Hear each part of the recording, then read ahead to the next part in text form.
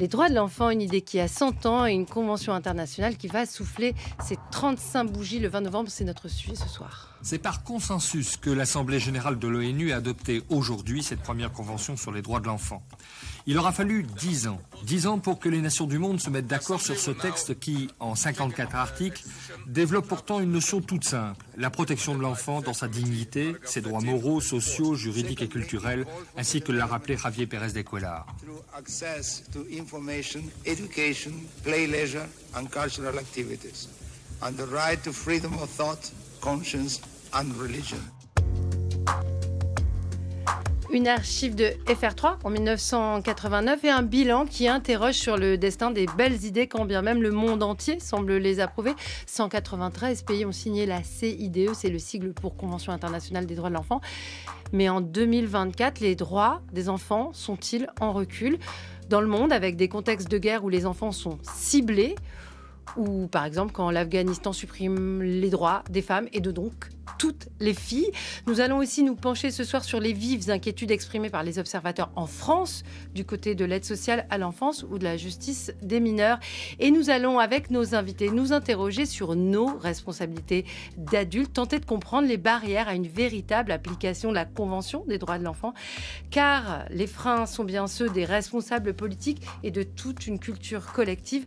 La nôtre, alors comment faire pour que tout le monde s'intéresse vraiment au respect de ces droits, qui ont souvent un parfum d'idées neuves? On va l'entendre si on pense à notre devoir de consulter les enfants, à les écouter pour les décisions qui les concernent, et tout simplement de tous les protéger indistinctement. Pour moi, les droits de l'enfant, ça doit être primordial parce que tout enfant doit avoir le droit d'aller chez le médecin, de se faire soigner, de pouvoir manger équilibré. Pour moi, ça évoque la liberté et ce qu'ils peuvent faire dans la vie. On a le droit de parler, de dire ce qu'on pense. Les droits de l'enfant, pour moi, c'est le droit d'avoir une famille ou un foyer. C'est le droit à l'éducation. À l'éducation gratuite. Dans les pays plus riches, on va avoir plus de droits, par exemple le droit d'aller à l'école, alors que dans les pays pauvres, c'est cher, ça coûte de l'argent et tout le monde ne peut pas se l'offrir. Nous, on peut apprendre que du coup, il y en a qui peuvent pas. Donc nous, on a de la chance, du coup. Des élèves d'école primaire interviewés sur France 3 le 20 novembre 2023 à l'occasion de la journée des droits de l'enfant, donc l'année dernière. Bonsoir Adeline Azan. Bonsoir. Vous êtes présidente de l'UNICEF France. Vous allez organiser tout un tas d'événements cette semaine où on fête aussi les droits de l'enfant et la journée mondiale de l'enfance, parce que c'est l'autre nom de cette journée. Je ne savais pas trop lequel choisir. Et même un événement à la maison de la radio Hope by UNICEF. On en reparlera peut-être avec nous également. Claire Brisset, bonsoir. Bonsoir. Vous avez été défenseur des enfants, vice-présidente de l'Association française pour les Nations Unies avec vous deux. Et en attendant de présenter notre troisième invité, je voulais revenir sur l'histoire des droits de l'enfant. En septembre 1924, la Société des Nations a adopté une déclaration sous le nom de Déclaration de Genève. C'était la première fois qu'on reconnaissait des droits spécifiques aux enfants. Il me semble encore assez moderne, ces droits de 1924. Qui veut commencer? Claire Brisset. En fait, la déclaration de la SDN a été vraiment un peu l'ancêtre, si on peut appeler ça comme ça, du texte que nous avons aujourd'hui, la Convention sur les droits de l'enfant. Mais ce qu'il faut bien voir, c'est remonter peut-être avant. C'est-à-dire se dire que élaborer ce texte qui n'était qu'une déclaration, mais quand même qui jetait les bonnes bases, c'était déjà le travail de toute une résistance. Parce que il n'est pas du tout spontané pour les adultes de considérer que les enfants ont des droits. Il suffit de les interroger pour s'apercevoir qu'on entend tout de suite parler. Oui, mais ils ont aussi des devoirs, etc. Comme si l'un allait sans l'autre. Mais une résistance qui a été séculaire et même multiséculaire, si on remonte dans l'histoire de l'humanité. On voit que les droits des enfants, c'est quelque chose qui n'est pas du tout naturel pour les adultes et que c'est donc une construction. Alors, les militantes anglaises, c'était Eglantine Jebb qui, à l'époque, a fait adopter ce texte-là par la SDN. C'était déjà des femmes qui étaient dans la résistance, dans une forme de résistance. Et ensuite, si on regarde l'histoire, on s'aperçoit qu'après la Deuxième Guerre mondiale, qui pourtant avait vu des enfants massacrés en masse, la Déclaration universelle des droits de l'homme ne mentionne pas les droits de l'enfant. Elle mentionne les droits des êtres humains, mais pas les droits de l'enfant, comme si les enfants n'étaient pas des petits humains. Il a fallu attendre encore longtemps, 1959, et puis maintenant, ensuite, vraiment la création, 1989. J'ai été émue tout à l'heure d'entendre la voix du secrétaire général des Nations Unies de l'époque, à New York, comme moi j'étais là, je me souviens. Et on mesure... Pérez de Cuellar. Oui, on mesure aussi à la fois le chemin qui reste à faire, parce qu'en 35 ans, tout n'a pas été fait, loin de là, mais aussi ce qui a été acquis. Il y a eu des acquis formidables, puisque maintenant, tous les pays du monde ont ratifié ce texte, sauf les États-Unis, qui ne sont pas sur le point de le faire, malheureusement, je pense. Mais c'est quand même un très grand progrès, parce que maintenant, les activistes de la cause des enfants ont un texte sur lequel ils peuvent s'appuyer, qui est un traité, qui n'est pas n'importe quel petit texte. C'est tout de même un texte qui existe. Alors, si les États-Unis n'ont pas ratifié ce texte, c'est parce qu'ils veulent pouvoir continuer à condamner à mort des mineurs. C'est le prétexte, en tout cas la raison qui est donnée. Je me tourne vers vous, Adeline Hazan. Que contient la Convention des droits de l'enfant? On va pas se la lire là à l'antenne, mais quels sont pour vous les principes principaux qui définissent aussi l'esprit de ce texte? Justement, je rejoins tout à fait Claire Brisset quand elle dit que le moment important, c'était la déclaration de Genève en 1924. Mais c'est vrai qu'on a changé de nature, de vecteur de droit par la Convention internationale des droits de l'enfant en 1989, parce que d'abord, pour la première fois, c'est un texte qui reconnaît l'enfant comme, non seulement lui reconnaît des droits, mais reconnaît l'enfant comme sujet de droit. Et puis, c'est la première fois que c'est un texte contraignant, c'est-à-dire que le Comité des droits de l'enfant à Genève examine tous les 5 ans à peu près la situation de chaque pays pour savoir si le pays respecte ou non les droits de l'enfant. Et s'il ne respecte pas, et d'ailleurs aucun pays n'est modèle, s'il ne respecte pas, le Comité des droits de l'enfant de Genève, de l'ONU, donc, adresse un certain nombre de recommandations au pays, comme ça a été le cas en juin 2023 pour la France, et il y avait beaucoup de choses à dire. Oui, on va revenir sur la situation française, mais je vais m'arrêter sur quelques mots là que vous venez de prononcer. Aucun pays n'est modèle. Que signifie un texte international qui est pas respecté, jamais totalement respecté? Ça interroge même au niveau du droit international. Bien sûr, ça interroge, mais je crois que justement, c'est notre raison d'être à tous qui sommes autour de cette table et puis aussi ailleurs, notamment justement les associations, tous les membres de la société civile, que de rappeler ce texte, de rappeler qu'il n'est pas complètement respecté et de dire ce qu'il faut faire, car il ne suffit pas évidemment, et c'est le rôle par exemple de l'UNICEF et de l'UNICEF France, il ne suffit pas de dire ces droits-là ne sont pas suffisamment respectés, comme l'éducation, je pense qu'on va en parler, comme la participation des enfants. Alors la participation, ça reste assez radical en fait comme idée, puisque oui. C'est en plus assez peu respecté d'écouter les enfants, de les consulter pour les décisions qui les concernent. C'est l'article 12. Oui, oui. Et c'est vraiment un article très important qui est souligné vraiment dans la Convention internationale des droits de l'enfant. C'est la première fois. Et ça, c'est quelque chose auquel tout le monde tient dans le secteur associatif. Nous, on y tient beaucoup à l'UNICEF. On en fait vraiment un fil conducteur de notre action. Et justement, dans le forum dont vous parlez, qui aura lieu dans cette maison ronde demain, on fait intervenir beaucoup d'enfants et on fait part de la consultation nationale que nous faisons auprès de 20 000 enfants tous les 2 ans Pourquoi ? Parce que justement, faire participer les enfants, ça peut être un joli slogan, mais vraiment aller les voir, aller les trouver, leur demander comment eux, ils vivent leur situation, leur éventuelle pauvreté, leur éventuelle santé mentale qui ne va pas, c'est plus compliqué, mais c'est totalement nécessaire. Et une fois qu'on les a fait parler, ça c'est la première chose. Mais si on les fait parler, mais que derrière, les États ne s'engagent pas à prendre en compte, pas forcément à tout faire de ce qui a été demandé, mais en tout cas à prendre en compte ce qui a été dit pour l'intégrer dans l'élaboration des politiques publiques, alors ça servira à rien. Parce qu'on sait beaucoup de choses et on n'adapte pas l'action publique à ces savoirs, à ces informations qui viennent pas toujours du monde de l'enfance, mais parfois tout simplement du monde des travailleurs sociaux, de ceux qui voilà, sont aux côtés des enfants et particulièrement des enfants en difficulté tous les jours ou même des enseignants. Bonsoir Pierre-Alain Sartoux. Bonsoir. Vous êtes directeur général de la CNAP, c'est la Convention nationale des associations de protection de l'enfant. Vous participez au manifeste des 400 000.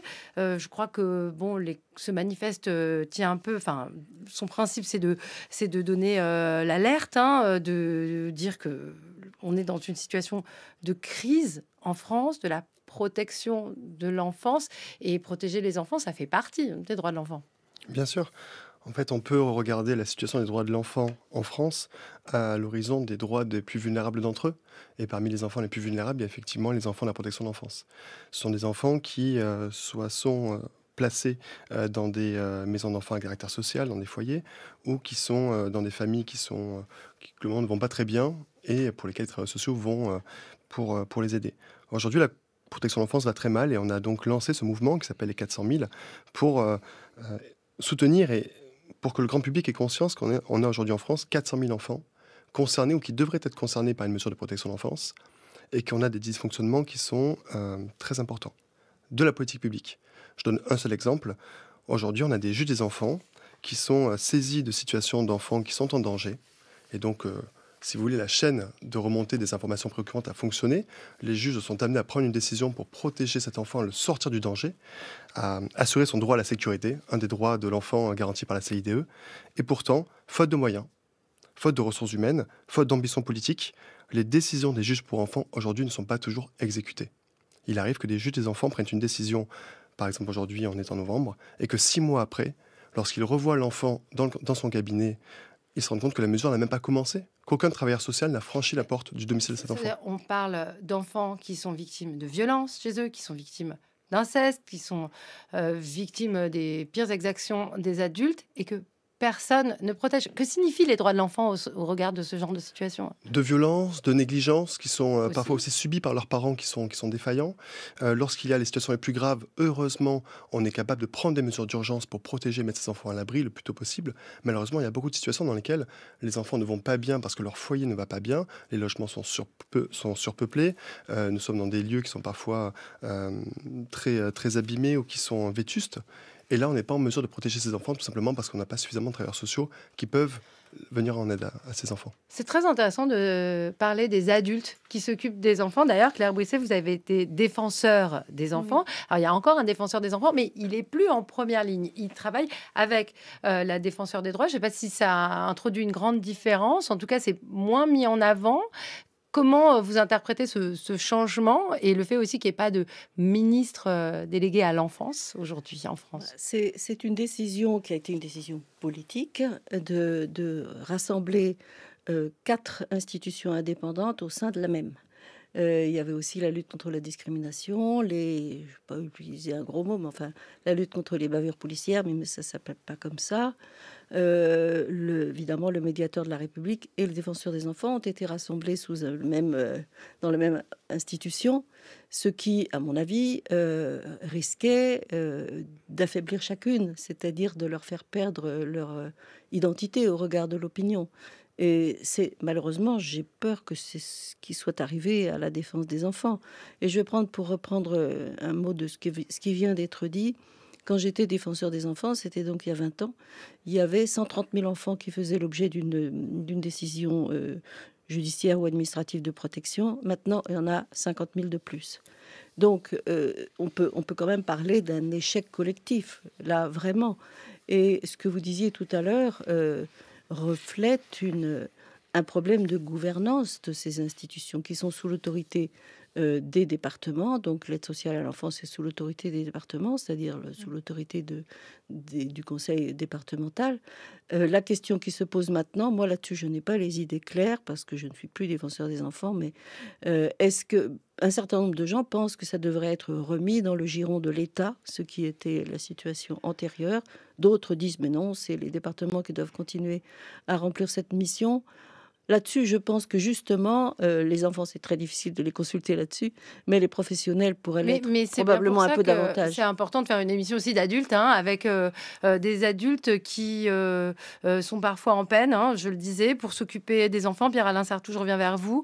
Dans le manifeste des 400 000, on met en avant la situation donc, des éducateurs, qui ne sont pas assez nombreux, en fait, de tout le personnel qui s'occupe des enfants. On sait aussi la situation de la médecine, de la pédopsychiatrie. Voilà, on l'a dit aussi il y a un instant. En fait, c'est comme si tout ce qui concernait la petite enfance et l'enfance en général était dévalorisé, était traité de manière... Je suis désolée, je sors peut-être de mon objectivité, mais ce sont des faits, en fait. Et comment est-ce que les choses pourraient être amenées à changer? Parce que, voilà, si on interroge des politiques, tout le monde va être pour la protection de l'enfance, évidemment, mais ce qui se passe, c'est ça, c'est un manque de personnel. Je me permets de rebondir sur votre dernière remarque parce qu'elle est très importante. Effectivement, en protection de l'enfance, tout le monde est pour la protection de l'enfance. Et tous les jours, dans le cadre de nos fonctions, on rencontre des personnes qui sont très volontaires pour aider les enfants. Malheureusement, lorsqu'il s'agit de définir une ambition politique avec des moyens pour protéger ces enfants, là, on a souvent du mal à avoir quelqu'un au bout du téléphone ou tout simplement des personnes qui véritablement mettent leur stature, parfois leur fonction au service de ces enfants les plus vulnérables. Donc ça amène à des situations vraiment compliquées parce que, en réalité, ce qui se passe, c'est que la société aujourd'hui ne supporte plus que les enfants aient mal. On a une tolérance à l'égard de la violence à l'égard des enfants qui a fondamentalement baissé, et c'est une très bonne nouvelle. Mais cela explique aussi que les besoins de ces enfants augmentent. C'est-à-dire qu'aujourd'hui, on a de plus en plus de personnes qui composent le 119, le numéro de l'enfance en danger, parce qu'ils entendent des cris d'enfants chez leurs voisins ou parce qu'ils sont témoins de situations qui sont problématiques de violence contre les enfants. Il y a quelques années, ce n'était pas le cas. On laissait passer. Ça se passait dans le sacro-saint lieu de la famille, dans le foyer, on n'entendait pas parler. Il suffit parfois de relire Jules Vallès, Jules Renard, il y a 150 ans, qui parle de l'enfant. Oui, c'est tout de même plus ancien. Il faut dire que les droits de l'enfant ont quand même progressé à ce niveau-là, parce qu'il y a plus d'un siècle, on avait quand même une tolérance à la violence contre les enfants qui était inimaginable aujourd'hui. Simplement, voilà, beaucoup d'enfants qui vont mal, beaucoup d'enfants qui sont en danger, dont le droit à la sécurité n'est pas respecté, et les moyens, eux, n'augmentent pas à hauteur de ces besoins. Et donc forcément, on va arriver à un système qui va s'effondrer. Nous, c'est ce qu'on déplore depuis de nombreux mois. Bon, on va également revenir, mais dans un instant, sur les moyens de l'aide sociale à l'enfance, puisque ça a marqué l'actualité de ces dernières semaines. Alors, on va ouvrir un grand chapitre sur l'international. On dit, voilà, on est moins tolérant à la violence envers les enfants. Et c'est vraiment une question que je me suis posée en observant de loin. C'est pas la préoccupation principale de cette émission, mais enfin les contextes des guerres. Je vous propose d'écouter pour introduire ce chapitre Manon Pignot. Elle était sur France Culture en fait il y a une semaine pile, dans l'émission de Quentin Lafay, entre 19h et 19h30, sur l'idée, dans Question du soir. Elle est maîtresse de conférences en histoire contemporaine et elle est curatrice d'une exposition sur l'enfant dans la guerre, qui est visible en ce moment dans la ville de Nanterre, donc tout près de Paris. Et elle alerte sur l'enfant dans la guerre aujourd'hui, dans les conflits d'aujourd'hui, en prenant un exemple précis. Au moment des attaques terroristes du Hamas du 7 octobre 2023, effectivement, c'est un attentat terroriste d'ampleur qui vise toutes les populations, les hommes, les femmes, les enfants, les soldats et les civils. Et pour la première fois, le Hamas emmène des enfants comme otages.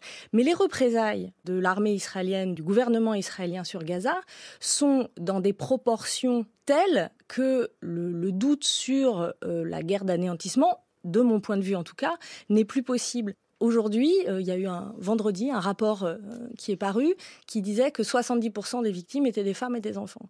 Donc on est face à des chiffres et des proportions qui sont tout à fait inédites en termes de destruction, en termes de brutalité, mais aussi en termes de cible. Le fait de cibler les écoles, de cibler les hôpitaux, c'est-à-dire les lieux qui sont naturellement des lieux de refuge pour les populations civiles et en particulier pour les familles avec des enfants, il y a un caractère délibéré qu'on ne peut pas éviter de voir.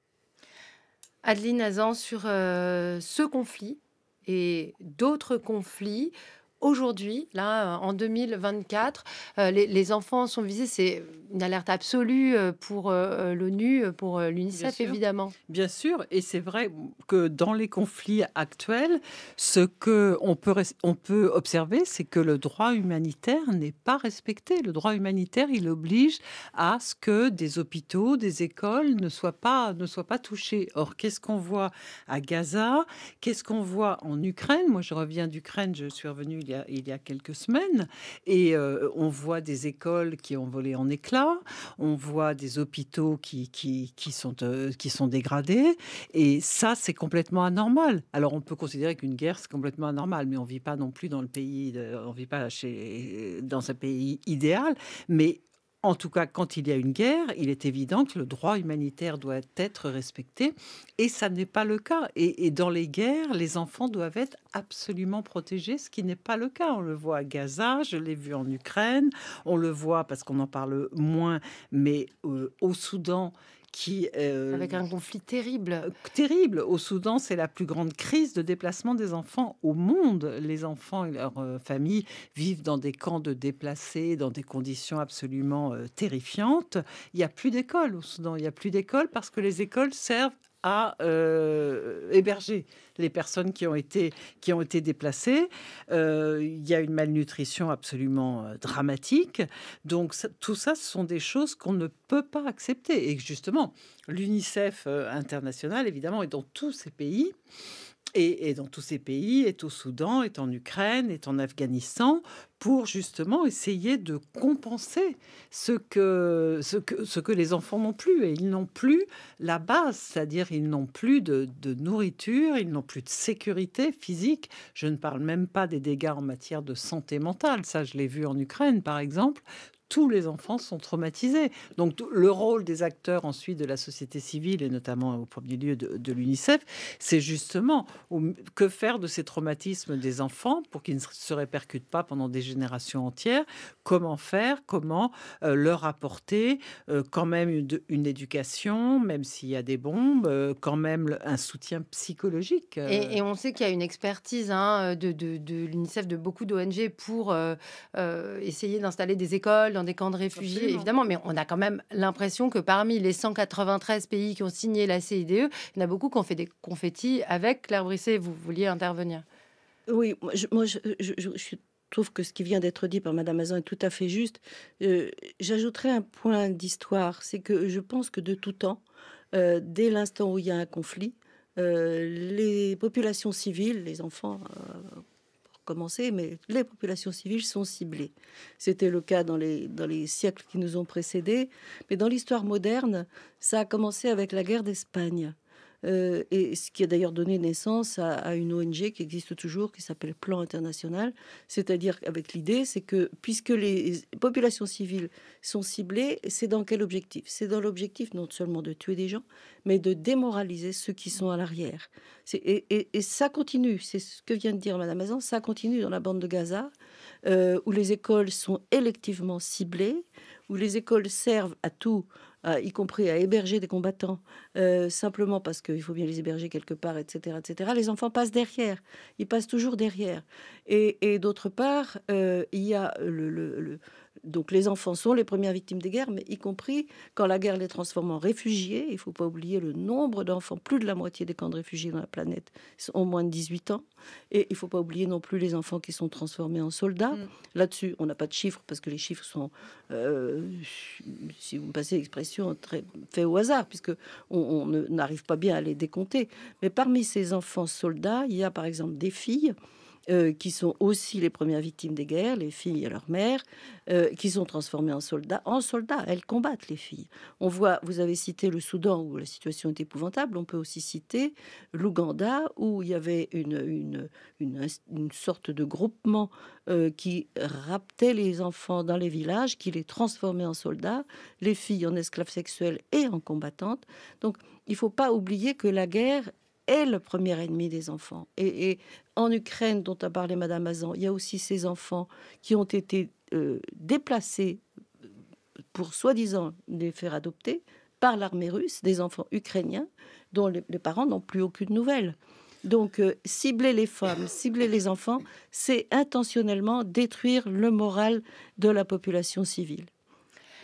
Alors, Adeline Hazan, moi, je me demande quel est le pouvoir en fait de la communauté internationale. On sait que l'ONU publie des communiqués très très souvent sur tous ces conflits, rappelle en fait la communauté des pays du monde à ses devoirs envers les plus faibles, envers les enfants. Ce qui se passe en Afghanistan, alors j'ai dit en introduction, mais c'est tout à coup toutes les filles. Il n'y a plus aucune fille à l'école à partir du secondaire. De toute façon, les femmes n'ont même plus le droit de s'adresser la parole entre elles. C'est on a l'impression qu'il y a une non-assistance à personne en danger généralisée. Est-ce que on a des ressources en termes de droit international, en termes d'action? Et pardonnez-moi si ma question paraît naïve, mais je pense qu'il y a un moment où il faut l'être aussi. Qu'est-ce que aujourd'hui on peut imaginer de nouveau pour essayer d'améliorer la situation de ces enfants et de ces femmes aussi, d'ailleurs? D'abord, d'un point de vue des textes, c'est bien, en ce qui concerne les enfants en tout cas, c'est bien la valeur de la Convention internationale des droits de l'enfant, puisqu'elle, je le disais, elle est contraignante. On peut le dire aux pays, obliger les pays à revoir leur politique. Mais quand on est en guerre ou quand on est dans une crise, il est certain que ce à quoi il faut parer, c'est l'urgence. C'est d'abord rappeler que les enfants ne doivent pas être des victimes, même si malheureusement on sait qu'ils le sont. Et puis c'est faire en sorte que ces enfants aillent mieux. En Afghanistan, où c'est aussi, je parlais du Soudan, mais l'Afghanistan, c'est une des pires crises humanitaires au monde. On a 12 millions d'enfants qui ont besoin d'aide humanitaire et 90% de la population qui vit en situation d'extrême pauvreté. Et comme vous l'avez justement rappelé, depuis 2022, maintenant, les filles n'ont même plus le droit d'aller à l'école. Donc, qu'est-ce qu'on peut faire par rapport à ça? Bien sûr, s'en indigner, le faire savoir, l'expliquer, parce que plus l'opinion internationale se mobilisera, plus ça aura d'impact. Mais on ne peut pas se contenter de critiquer. Il faut aussi aller de l'avant et faire en sorte que ces enfants aillent un peu mieux. Et c'est ce que nous faisons aussi en Afghanistan par la fourniture avec des fournitures scolaires avec des associations locales, des partenaires locaux. L'UNICEF est depuis 65 ans justement en Afghanistan. Ça fait longtemps que sur l'éducation, avant même bien sûr 2022, que l'UNICEF participait à augmenter l'éducation des garçons et des filles. Maintenant, il y a évidemment un focus sur l'éducation des filles et on essaye de faire en sorte que peu ou prou les filles, elles aient quand même une façon de suivre l'école, même si elles sont interdites d'école. Tout à l'heure, Claire Brisset parlait des pionnières des droits de l'enfant et parlait de résistantes. Est-ce qu'il faut essayer de créer une forme de résistance dans les endroits où le droit des enfants et souvent des femmes, parce que ça va souvent ensemble, est attaqué? Bien sûr. Tout ce qu'on fait d'ailleurs, c'est une forme de résistance. C'est-à-dire, et surtout, faut surtout pas se résigner. On ne peut pas se résigner à ce que, par exemple, 250 millions d'enfants de 6 à 18 ans dans le monde vivent dans des crises politiques, dans des événements climatiques absolument insupportables qui mettent leur vie en danger. C'est absolument insupportable. On ne peut pas se résigner à ce que des millions d'enfants encore maintenant, en 2024, dans le monde, ne soient pas scolarisés. On ne peut pas se résigner non plus à ce que, actuellement, un tiers des enfants de 10 ans dans le monde ne savent pas lire un texte de difficulté très moyenne. C'était un quart il y a 10 ans, justement. Donc ça veut dire que le nombre d'enfants qui savent lire un texte à 10 ans, il est en train de baisser. Donc ça, on ne peut pas l'accepter, on ne peut pas s'y résigner. Donc il faut quoi? Il faut le dénoncer Et puis, il faut améliorer, bien sûr, le sort de ces enfants sur le terrain, en y étant. Ah, il faut Et dire c'est ce que que fait l'UNICEF et d'autres, bien sûr. les et d'autres ONG. besoins, évidemment, en termes de scolarisation, sont immenses dans les pays voilà, où la jeunesse est nombreuse, où la démographie augmente. Jusqu'en Afrique de l'Ouest, il faut créer en fait des Oui, et milliers les moyens d'écoles. monétaires sont les besoins d'argent sont absolument énormes. Vous voyez, par exemple, en Ukraine, l'UNICEF a fait pour 2024 un appel à la collecte de 580 millions d'euros. À ce jour, au mois de novembre, on n'en est qu'à la moitié. Donc la générosité, elle est en train de baisser pour l'Ukraine. Les gens sont sollicités de partout. Et donc là aussi, il faut que la générosité de l'opinion se réveille. Alors, ça va être compliqué d'être optimiste ce soir, mais on va quand même essayer d'ébaucher des idées, pas forcément des solutions, mais des idées pour agir. Et vous avez commencé à en parler, hein, évidemment, Adeline Hazan, au nom de l'UNICEF. Je me tourne vers vous, Pierre-Alain Sarthou. On sait que les chiffres ne sont pas très bons, qu'il y a quand même aussi en France quelques milliers d'enfants pas scolarisés, 2000, qu'il y a des situations de pauvreté aussi assez préoccupantes. Alors, qu'est-ce qu'on peut imaginer de nouveau pour mobiliser la société? Je crois que c'est ce que vous essayez de faire avec l'appel des 400 000. Donc, voilà, comment faire pour qu'on ne s'habitue pas aussi à ces chiffres? Il faut désespérément ne pas s'habituer à ces chiffres, vous avez raison. Il y a deux choses qu'on peut faire. La première chose, c'est recréer de l'envie pour tous les jeunes Français qui cherchent un métier vers les métiers de l'humain, les métiers du care, comme on dit. Du soin. Notamment du soin, Et du lien. en direction notamment des enfants. On parle bien sûr beaucoup des infirmiers, des assistants sociaux. Il y a aussi les éducateurs spécialisés, il y a aussi les éducateurs de jeunes enfants. Ce sont des personnes qui aujourd'hui ne sont pas en nombre suffisant, alors que les besoins, comme je l'indiquais, sont croissants. Donc redonnons un petit peu d'envie et de rêve pour ces métiers-là, qui sont de très beaux métiers. Moi, je rencontre des éducateurs quasiment toutes les semaines, et ce qu'ils font, c'est magnifique. Simplement, voilà. Tout le monde dit que c'est magnifique, les éducateurs, tout le monde dit que... Ah bah non, par exemple, Nicolas Sarkozy a fait très récemment une déclaration sur les professeurs des écoles maternelles. Il y a des exceptions. En disant que voilà, les vacances étaient quand même très nombreuses et que le métier était très facile et peut-être trop. Alors je vous confirme qu'en protection de l'enfance, c'est un métier qui est très difficile. Donc c'est une première chose à faire, c'est redonner envie pour ces métiers qui sont exigeants, mais qui vraiment permettent d'instiller de l'espoir dans notre société. La deuxième chose qu'il faut faire, et quand vous posez la question comment la société doit se positionner, la société doit continuer à se mobiliser pour défendre les enfants contre toute forme de violence. Ça, c'est absolument essentiel. On parle effectivement beaucoup des violences physiques et des violences sexuelles. C'est essentiel qu'aujourd'hui, personne ne puisse s'accoutumer au fait que des enfants puissent être malmenés, qu'ils puissent être insécurisés ou être dans des familles ou des situations où ils ne sont pas en sécurité. Donc là, on a une responsabilité collective, notamment de faire appel à ce fameux numéro qui est le 119 d'Enfance en danger. On a aussi une responsabilité collective plus politique, de donner les moyens à ces services et ensuite aux associations de prendre en charge les enfants qui en ont besoin. Voilà. Claire Brisset. Je suis tout à fait d'accord avec ce qui vient d'être dit, bien sûr.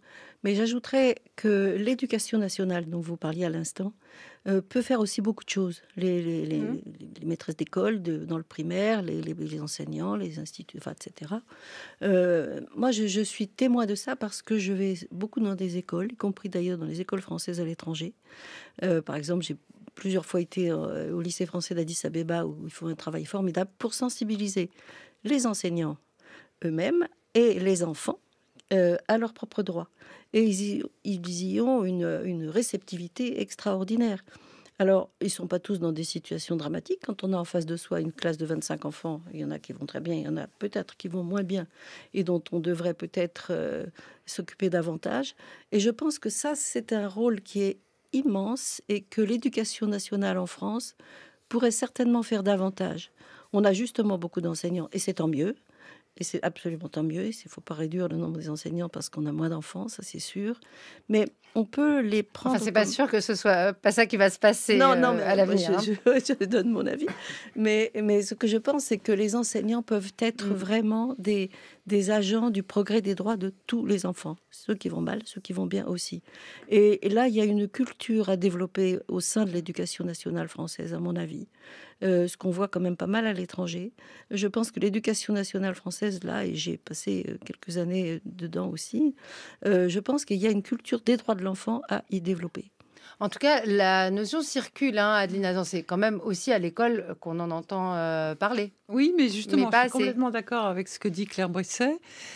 Si la notion de droit de l'enfant, elle commence à exister, à l'éducation nationale, elle existe quand même pas beaucoup, parce que justement, ceux qui parlent des droits de l'enfant dans l'éducation nationale, ce sont souvent les personnes extérieures. Vous l'avez dit, vous le faites à l'étranger. Nous, on le fait régulièrement avec ici, et notamment avec nos ambassadeurs et nos jeunes ambassadeurs qui vont parler aux élèves de leurs droits, mais souvent les élèves, ils ne savent pas. Et ils ont des droits, les enseignants moyens. Et donc, nous, ça fait partie de notre plaidoyer que de dire...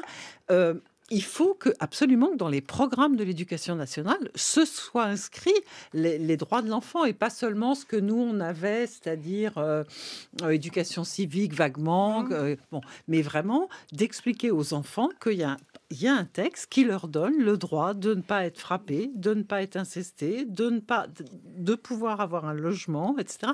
Et qu'ils le sachent. Il y a 70% des enfants actuellement qui ne le savent pas. Il y a à peu près 50% en France des adultes qui connaissent pas les droits de l'enfant. Mais quand on leur en parle, ils y sont extrêmement réceptifs. Absolument. Donc il faut... Et les enfants et leurs enseignants. Et c'est le boulot non seulement de nous, ça on le fait tous évidemment, mais c'est le boulot des pouvoirs publics aussi de le faire davantage. Alors je me demande si ce qui bloque un peu, c'est pas l'article 12, la fameuse consultation des enfants pour tout ce qui les concerne, la consultation et l'écoute. Mais souvent, on se borne à de la consultation. Alors, on sait qu'à l'école, il y a quand même des instances représentatives des élèves. Est-ce qu'on les écoute ou pas? Bon, c'est un peu contrasté, on va dire, comme résultat. Et est-ce qu'on écoute d'ailleurs tant que ça les jeunes quand ils parlent dans des instances diverses et variées, même quand on évoque les droits de l'enfant? J'étais à un événement organisé par le Sénat, au Sénat plutôt, par la dynamique pour les droits de l'enfant. Là, c'est un ensemble d'associations qui œuvrent pour les droits de l'enfant. C'était très intéressant. Il y avait un panel d'experts et aussi d'acteurs, des assos et puis de gens concernés comme Rasmina Oumadi Oili. Alors, c'est une jeune fille qui vient de Mayotte. Elle a 20 ans. Maintenant, elle a dénoncé, alors qu'elle était mineure, les viols qu'elle a subis dans son village et pour lesquels finalement elle rencontrait pas du tout beaucoup de solidarité. Et en fait, c'est toute la situation à Mayotte qui est compliquée. Et puis ce qu'elle dit aussi, c'est qu'on l'écoute pas en fait. C'est que on la laisse parler, on l'applaudit, mais que l'écoute n'est pas là. Alors, je l'ai interviewée brièvement. Le son est pas excellent. J'avais pas le bon matériel, mais je voulais quand même vous faire entendre sa voix. Je crois que c'est important. 2/3 des habitants sont en âge d'obligation scolaire. Or, 5 à 10 000 enfants ne sont pas scolarisés à Mayotte. Les 3/4 des jeunes de 17 ans ont des difficultés en lecture. Et au-delà, il est insupportable aussi de constater qu'il y a 60% des jeunes non scolarisés qui sont exposés à la prostitution et que cela concerne aussi 1/4 des jeunes scolarisés. Et nous sommes sur le deuxième département le plus touché par les grossesses précoces et d'IVG sur mineurs, alors que c'est un département français. Les jeunes, soit ils ont été violés par leur entourage ou par des personnes, ou soit parce qu'ils n'ont pas forcément été mis au courant des dangers qu'il y a dessus. On aurait aimé avoir, par exemple, recours aux 21 heures d'heures de relations à la vie affective, relationnelle et sexuelle, pour nous expliquer le fonctionnement de notre corps, pour qu'on puisse comprendre. Mais on n'a jamais eu droit à ces 21 heures d'obligation, parce qu'en fait, il y a même une loi de 2001 qui oblige ces 21 heures et personne ne la respecte. C'est quand même hallucinant. On est fatigué tout le temps, on nous tape sur l'épaule, on nous dit bonne journée, vous inquiétez pas, on va faire quelque chose. Au final, il n'y a rien. Donc, je crois qu'on est tous fatigués, en tout cas, de voir qu'il n'y a que des paroles. France Culture. Être et savoir, Louise Touret. Alors les jeunes disent, enfin en tout cas c'est ce que dit Rasmina Oumadi Oili, on me tape sur l'épaule. Et on m'écoute pas. Est-ce que c'est ce qui vous arrive aussi, Pierre-Alain Sarthou? Et puis comment vous entendez cette parole des jeunes? Parce que la situation même dans d'autres contextes, à l'aide sociale à l'enfance, elle est aussi dénoncée par les enfants eux-mêmes. D'abord, je vais saluer ce témoignage de Rasmina qui est très énergique et qui dit très bien la réalité de ce qui se passe en France. Et quand je parle de la France, je parle de toute la France, y compris à Mayotte. Elle cite effectivement cette étude que la CNAP a co-conduit avec Nanterre, qui estime à entre 5 et 10 000 enfants à Mayotte, la déscolarisation, la non-scolarisation sur un département français. Je ne sais pas si on réalise vraiment le recul des droits que cela représente. Il y a d'autres droits fondamentaux qui sont vraiment atteints, notamment dans les territoires ultramarins. J'espère qu'on pourra en reparler. Pour répondre directement à votre question, nous, du côté des associations, c'est vrai qu'il y a cet effort, dont a parlé Adeline Hazan, de consulter bien davantage les enfants et les jeunes sur les sujets qui les concernent. Ce sont les premiers concernés, comme on dit dans notre jargon. On montre l'exemple, on essaie de le faire. Simplement, attention, parce que le monde politique s'intéresse à la consultation des jeunes. Elle s'intéresse souvent, malheureusement, au premier degré. On vous écoute, on prend du temps pour s'asseoir face à vous, vous témoignez, merci, au revoir. Je crois que c'est la dernière phrase qui a été employée par Rasmina. Il faut aller au-delà, il faut qu'on construire. Mais c'est complètement anti-éducatif de consulter des personnes qui doivent apprendre aussi l'importance qu'on peut jouer, enfin l'importance qu'on a en tant que citoyen de sa parole et de pas les écouter. C'est exactement le contraire, non pas de ce qu'on devrait faire, mais faut pas les consulter du tout si c'est pour pas les écouter. Claire Brisset, non, je sais pas, je m'emporte. Non, vous avez raison, parce que tous ces sujets-là ont de quoi nous mettre tous en colère. Mais je pense que c'est un des articles, comme vous l'avez dit tout à l'heure, les plus difficiles à respecter. Je parle de ce qui se passe dans les pays développés, parce que dans les pays au Soudan, il viendrait pas à l'idée de personne de demander à des enfants qui sont témoins de massacres ce qu'ils en pensent. Bien sûr, Voilà. on est déjà à une étape quand même. Je crois que c'est moins crucial, mais tout de même. C'est beaucoup plus compliqué qu'on ne le croit, parce qu'il faut donner des outils aux enfants pour qu'ils s'expriment. Il faut leur apprendre, leur enseigner ça depuis le début de leur vie presque. Dès qu'ils savent marcher, parler, leur expliquer un certain nombre de choses, leur demander leur avis sur beaucoup de choses. Et je voudrais revenir justement une minute là-dessus, parce que dans l'article de la Convention qui dit les enfants ont le droit d'exprimer leur opinion, etc., il y a un article extrêmement, un élément très difficile à faire respecter, c'est qu'ils ont le droit de choisir leur religion. Et il y a un certain nombre de pays où c'est tout simplement impossible. Vous parliez tout à l'heure de l'Afghanistan, mais il y a beaucoup d'autres pays où les enfants, on leur demande pas leur avis sur la culture qu'ils vont recevoir, on leur dit pas qu'ils peuvent la regarder et la critiquer éventuellement et donner leur avis aussi sur cela. Donc je pense que c'est un des articles de la Convention les plus difficiles à faire respecter.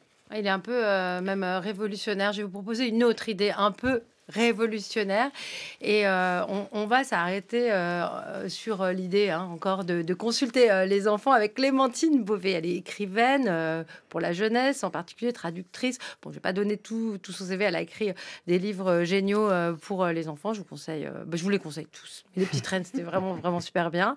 Et on l'avait invitée pour parler de comment on écrivait de la littérature jeunesse. Aujourd'hui, elle publie pour le droit de vote dès la naissance. C'est un tract Gallimard, un texte très court, et elle nous explique pourquoi elle est pour ce droit de vote tout de suite. Le politique, pour les enfants comme pour tout le monde, régit nos existences. Le fait qu'ils ne soient pas consultés là-dessus et qu'on pense si rarement à eux comme à des victimes en fait des décisions politiques qu'on prend est quand même extraordinairement inquiétant, parce que c'est entre 18 et 20% de la population d'un pays comme la France qui a moins de 18 ans. Donc c'est très très étonnant qu'on ne s'interroge pas quotidiennement sur le fait qu'on ne les prenne pas en compte dans des décisions qui les concernent et qui leur importent. Et aussi, on leur nie l'expertise qu'ils ont et qu'ils sont les seuls à pouvoir avoir. C'est-à-dire qu'un enfant est le mieux placé pour parler de sa propre expérience du politique, sa propre expérience, je ne sais pas, de vivre avec un seul parent, de partir à l'école sans prendre de petit déjeuner, sa propre expérience d'être un enfant malade, d'être un enfant qui a un handicap. Là, je parle de choses qui sont tristes, mais il y a aussi plein d'aspects positifs dans le fait d'être un enfant, sa propre exploration d'un lieu public qui se fait de manière très différente de celle d'un adulte, par exemple, sa propre relation aux vivants, aux animaux, ses espoirs, ses désirs. C'est l'enfant qui est le mieux placé pour en parler et pour le communiquer de plein de manières, y compris le vote. Vous dites quelque chose d'assez rigolo, Clémentine Beauvais. Vous dites, en fait, les adultes aussi votent un peu comme des enfants, par exemple, comme leurs parents. La question de la compétence n'est jamais demandée aux adultes, et d'ailleurs heureusement, parce que la démocratie est basée justement sur le fait que tout le monde vote et que ça ne dépend pas des compétences, des connaissances ou des diplômes. Et certainement, les adultes sont extrêmement influencés. Ils sont influencés par leurs parents, ils sont influencés par leurs amis, ils sont influencés par leur lecture, ils sont influencés par Hanouna, ils sont influencés par TikTok, ils sont influencés comme les enfants, comme tous les êtres vivants, par des gens autour d'eux, parce que voter est un acte social, c'est normal d'être influencé quand on vote, c'est même le principe du vote, on a besoin d'un certain nombre d'influences pour décider pour qui on va voter. Si on s'adressait davantage à des mineurs, à des enfants, même à des petits-enfants, en parlant des décisions qu'on voudrait prendre en tant qu'homme ou femme politique, on se forcerait à formuler les choses de manière plus claire. Cet effort pédagogique serait bénéfique pour la politique. Et oui, parce que quand on réfléchit à ce qui nous parvient des informations politiques en tant qu'adultes, là, on nous propose des programmes politiques qui comprennent énormément de choses différentes, auxquelles on a très peu d'accès concret. D'autres, il est très difficile de vérifier la teneur parce qu'on n'a pas forcément l'alphabétisation de le faire, on n'a pas forcément les compétences mathématiques ou géographiques ou géopolitiques de s'assurer de la vérité des choses qu'on nous propose en termes de programmes politiques. Et en fait, cette obscurité du programme politique, moi, j'ai tendance à penser elle est un peu délibérément entretenue, c'est-à-dire qu'on pourrait faire plus simple en réalité. Il y a plein de manières de faire plus simple au niveau linguistique. On le sait par exemple, moi j'habite en Angleterre, qui est un pays où il y a eu une grande campagne pour l'anglais simplifié dans les démarches administratives. Et cette grande campagne, elle veut dire que maintenant les formulaires sont extrêmement faciles à lire en anglais, beaucoup plus que leurs équivalents en français. Moi, je suis très frappée par ça. Il y a plein de manières dont on pourrait imaginer une éducation populaire à la politique, véritablement participative, plus locale, plus ancrée dans l'expérience concrète des gens, avec plus de consultations, avec des modes par tirage au sort, par exemple, pour s'exprimer sur certains sujets, et des consultations qui soient véritablement suivies des faits. S'il y a des consultations qui ne mènent à rien, par exemple, eh bien, on se désengage, c'est complètement normal. Donc, tout ce qui est de l'ordre du jeu, de la consultation qui ne sert à rien, pourrait être banni au profit d'un véritable débat populaire, d'une simplification éducative forte, probablement d'ailleurs avec l'aide de professeurs et d'instituteurs qui font ça littéralement tous les jours, mais qui pourrait s'appliquer pas seulement aux enfants, mais à tous les adultes. Et je pense que tout le monde en bénéficierait.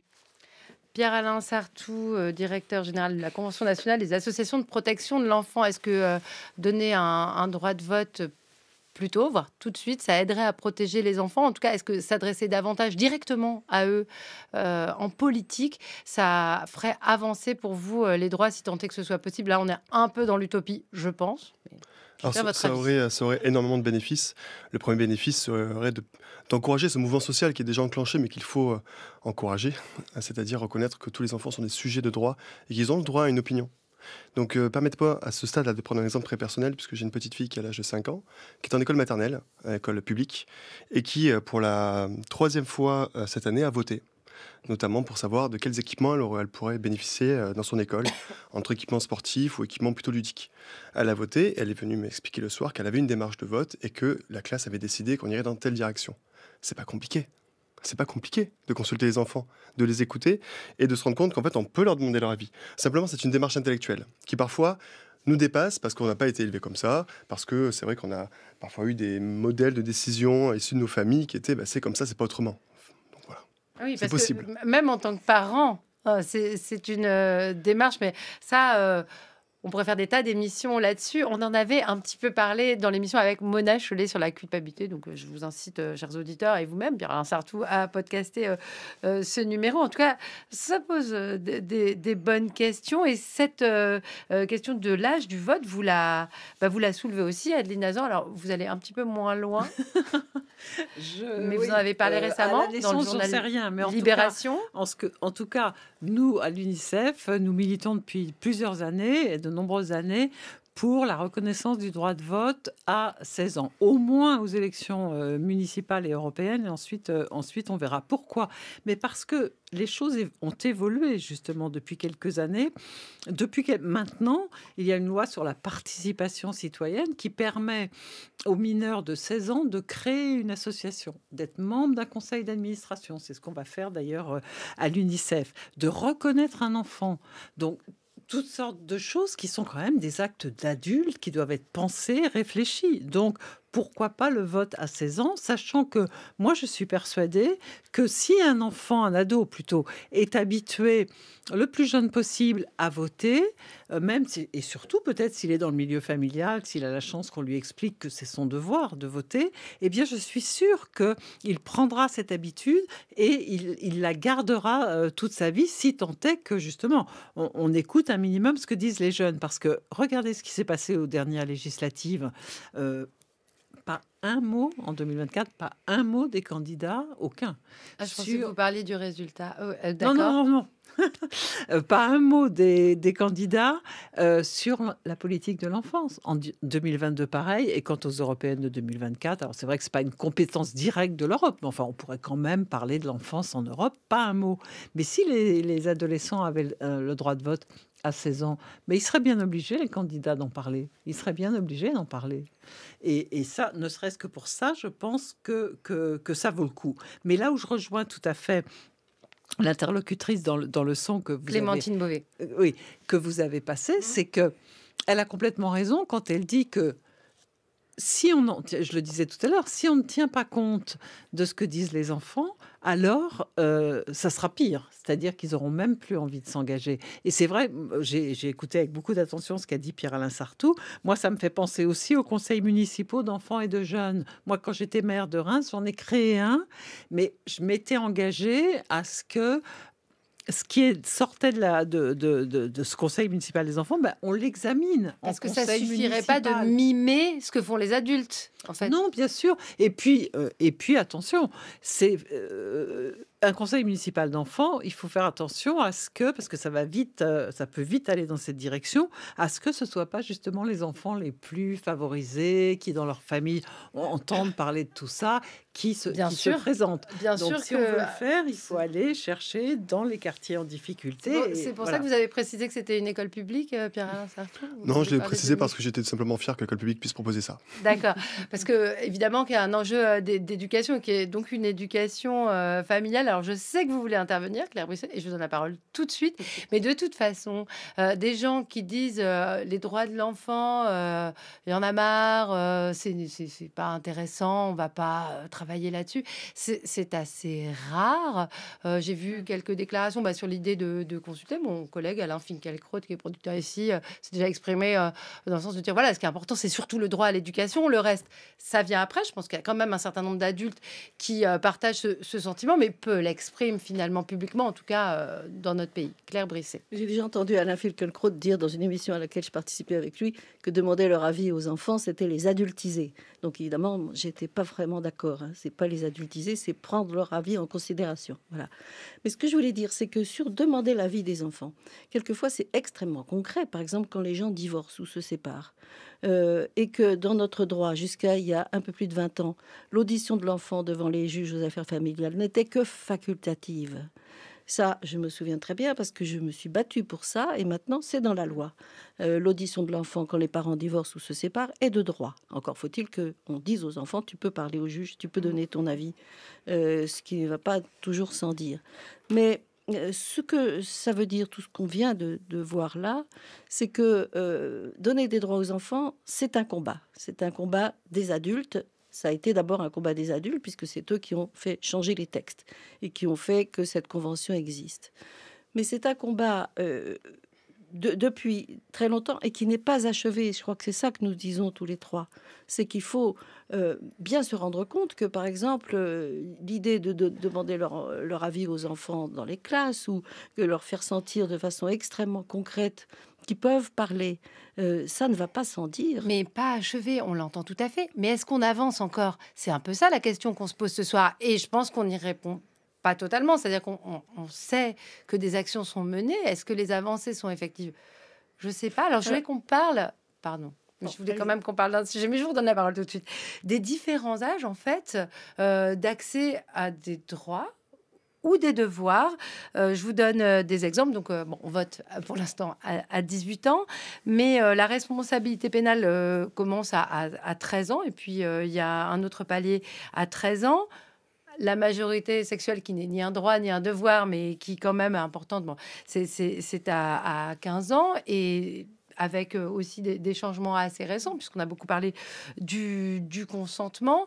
Finalement, aussi, on le voit en matière de justice, on est un peu plus responsable avant d'avoir les droits qui pourraient aller avec. Finalement, il y a un déséquilibre peut-être entre ces différents paliers. Comment est-ce qu'on peut se l'expliquer?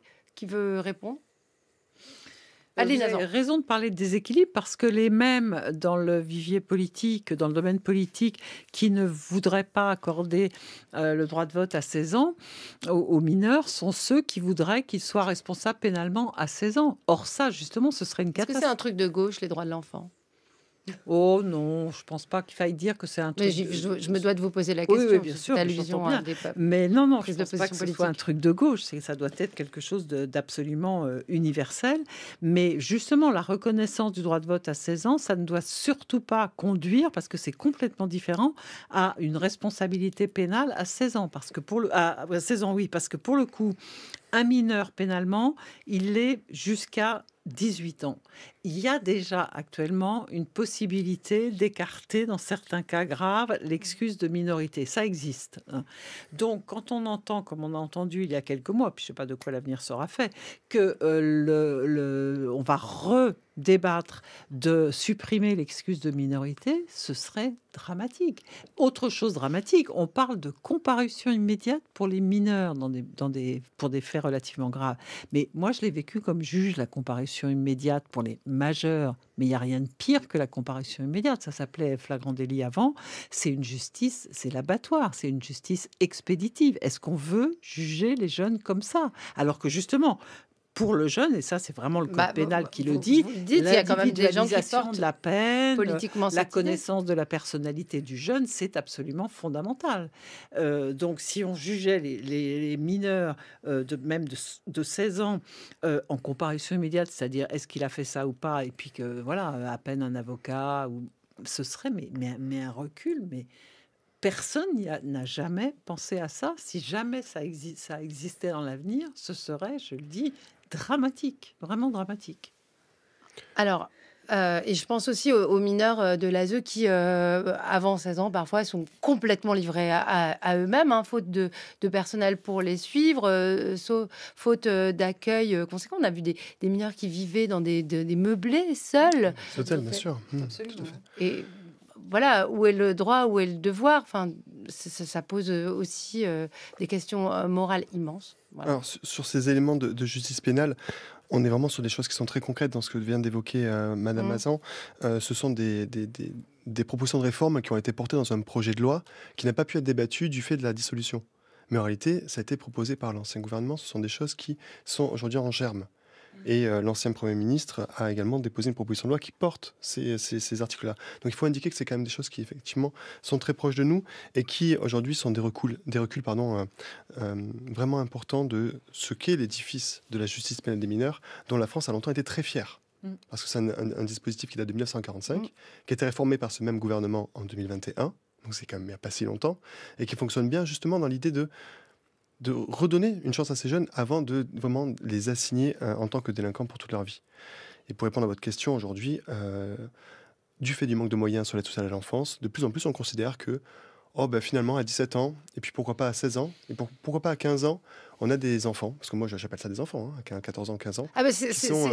C'est tout au début de la déclaration de la Convention internationale des droits de l'enfant. C'est-à-dire qu'on a un enfant jusqu'à 18 ans au regard de ce texte, qui est un texte qui est suffisamment ratifié par autonome, 193 pays. Qui est suffisamment autonome, qui est assez dégourdi pour quelque part pouvoir vivre en semi-autonomie dans un meublé, comme vous le dites, ou dans un hôtel qui souvent n'est pas un hôtel de très bonne facture. Et on accepte cette situation qui s'aggrave tout simplement parce qu'on a besoin de libérer des places pour des enfants plus jeunes, parce qu'on étouffe de partout. Mais c'est absolument pas tolérable. Aujourd'hui, est-ce qu'on peut imaginer que des enfants qui ont moins de 18 ans, et même 19 ans, 20 ans, 21 ans, soient capables d'être autonomes dans tous les éléments de leur vie? L'accès à un emploi, la formation, la sécurité sociale, l'accès aux soins? Non, c'est pas possible. Est-ce que cette incapacité à protéger les enfants les plus vulnérables dit quelque chose de la manière dont on regarde les enfants globalement et l'enfance. On parle des droits de l'enfant, hein, pas des enfants, de l'enfant. Est-ce que finalement, considérer si mal les plus faibles, ça dit quelque chose de notre rapport à l'enfance, Claire Brisset? Mais bien sûr, et il faut quand même regarder un peu ce qui s'est passé de l'autre côté de l'Atlantique. Les auteurs ceux qui ont vraiment favorisé l'élection de Donald Trump, c'est une fondation qui s'appelle la Heritage Foundation et qui véhicule toutes les idées les plus réactionnaires sur les enfants qu'on puisse imaginer et qui sont aussi à l'origine du mouvement d'opinion qui fait que les États-Unis ne sont pas du tout prêts à ratifier la Convention sur les droits de l'enfant, que maintenant ils sont les seuls au monde à ne pas avoir ratifié. Merci beaucoup à tous les trois pour cette vibrante défense des droits de l'enfant et à bientôt dans Être et Savoir sur France Culture.